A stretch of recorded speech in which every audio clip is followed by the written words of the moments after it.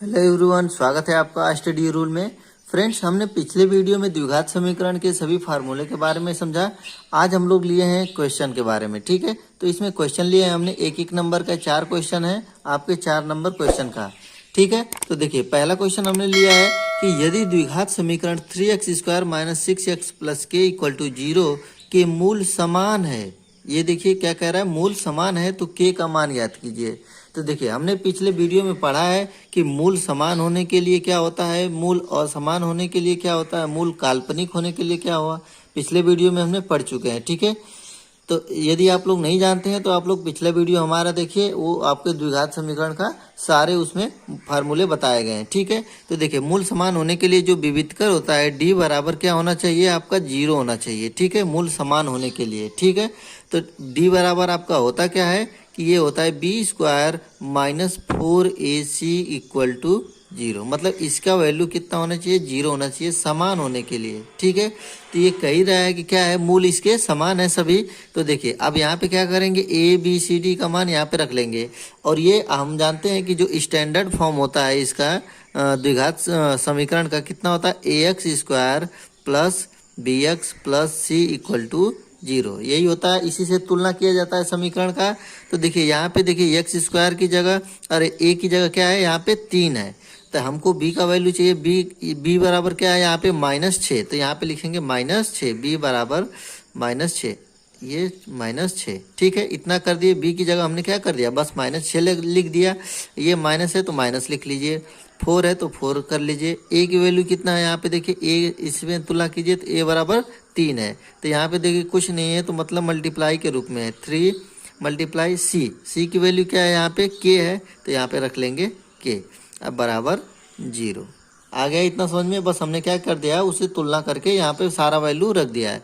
देखिए 6 का स्क्वायर करेंगे कितना हो जाएगा, 36 हो जाएगा। और ये माइनस माइनस क्या हो जाएगा, प्लस हो जाएगा।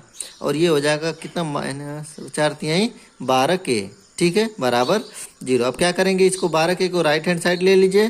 ठीक है, तो ये हो जाएगा आपका 36 बराबर 12k। और k के बराबर कितना हो जाएगा, 36/12। ये कट जाएगा आपका कितने बार में, 3 बार में। मतलब कि k की वैल्यू आ गई कितनी हमारी, 3। और यही हम लोगों को निकालना था, k का मान ज्ञात कीजिए। तो k बराबर 3 हो गया। ये सिंपल सा क्वेश्चन होता है। अब देखिए अगला क्वेश्चन चलते हैं। देखिए अगला क्या क्वेश्चन है कि द्विघात समीकरण 3x² - 4x = 0 के मूलों का गुणनफल ज्ञात कीजिए। हमने आपको बताया था मूलों का योगफल और मूलों का गुणनफल के फार्मूले के लिए। तो देखिए ये होता है आपका मूलों का गुणनफल है ना, तो मूलों का गुणनफल के लिए होता है अल्फा × बीटा बराबर c/a। अब यहाँ भी तुलना कर लीजिए ax² + bx + c से। तो यहाँ पे c की वैल्यू देखिए कुछ है ही नहीं है। ठीक है, c की वैल्यू मतलब तीसरा वैल्यू क्या है, इसमें समीकरण में दिया ही नहीं है, तो उसका वैल्यू हम क्या लेंगे, 0 लेंगे। ठीक है, और a की वैल्यू क्या होता है, x² के आगे जो होता है वही a होता है हम लोगों का। तो a का वैल्यू कितना है, 3 है। तो 0/3 हो गया आपका। तो 0/3 को करेंगे, इसको हल करेंगे तो इसको मान कितना आ जाएगा, 0 हो जाएगा। ठीक है, मतलब कि मूलों का जो गुणनफल होगा कितना होगा, 0 आएगा। ठीक है, मूलों का गुणनफल कितना आ गया, 0। अब आते हैं तीसरा क्वेश्चन। तो देखिए तीसरा क्वेश्चन क्या है, द्विघात समीकरण x² + 5x + 6 = 0 के मूलों का। अब यहाँ पे देखिए योगफल ज्ञात करना है। तो मूलों का योगफल का फार्मूला होता है alpha plus beta. Alpha plus beta बराबर क्या होता है, -b/a। ठीक है, यही होता है हम लोगों का फार्मूला। अब देखिए यहाँ से रख लीजिए -b का वैल्यू कितना है, 5 है। ये माइनस तो ही है, तो b की वैल्यू कितना है, 5 है। तो यहाँ पे 5 रख लेंगे। ठीक है, 5। अब a की वैल्यू क्या है यहाँ पे देखिए, x² का गुणांक ही a होता है। यहाँ पे कुछ नहीं है तो मतलब कितना है, 1 है। ठीक है, कुछ नहीं लिखा होने का मतलब कितना होता है, 1 होता है। तो मूलों का योगफल कितना हो जाएगा, -5/1। इसको हल करेंगे तो ये हो जाएगा आपको -5। मतलब कि मूलों का योगफल कितना आ गया हम लोगों का, -5। ठीक है, हो गया हम लोगों का। अब देखिए अगला क्वेश्चन एक और लिए हैं। चौथा क्वेश्चन है कि क्या x बराबर 3 समीकरण x² - 5x + 7 का हल है।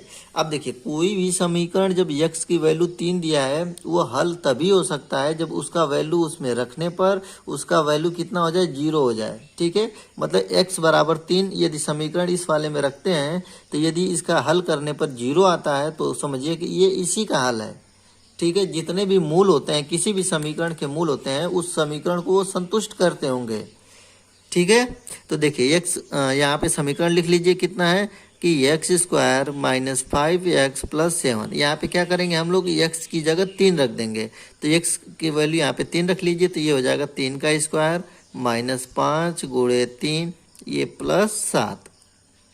ठीक है, अब देखिए इसको हल कर लीजिए, 3 का स्क्वायर कितना हो जाएगा, 9 माइनस 3 पाँचे 15 प्लस 7।